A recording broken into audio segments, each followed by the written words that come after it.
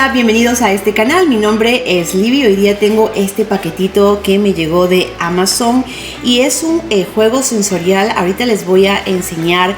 Tiene 33 piezas por aquí. Ya lo abrí para ver más o menos qué viene.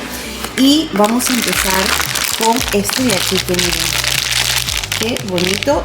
Son juegos sensoriales pues para que los niños puedan jugar con ellos, pero también pues lo utilizan para los niños autistas, el estrés, pues los niños utilizan esto de aquí, o sea, miren esto de aquí, qué bonito. Viene 33 piezas y ahorita está en menos de $20, entonces creo que es un regalito muy bonito para pues algún cumpleaños, o en todo caso también si tienes alumnos o estudiantes para las escuelas, las clases, también puede utilizarse pues para darle sus pequeños regalitos o incentivos. Por ejemplo, miren, este viene con este aquí, se puede poner, y viene otro.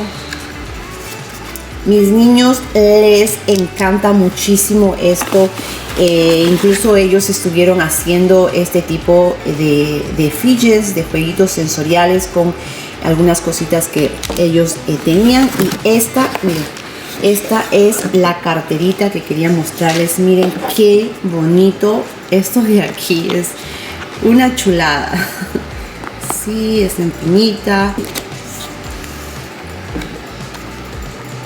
Es una carterita.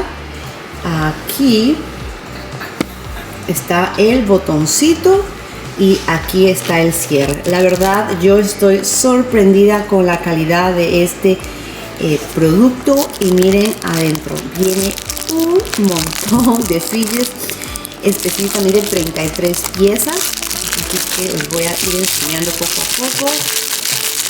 Este de aquí está súper bonito. Vamos a ver qué más hay.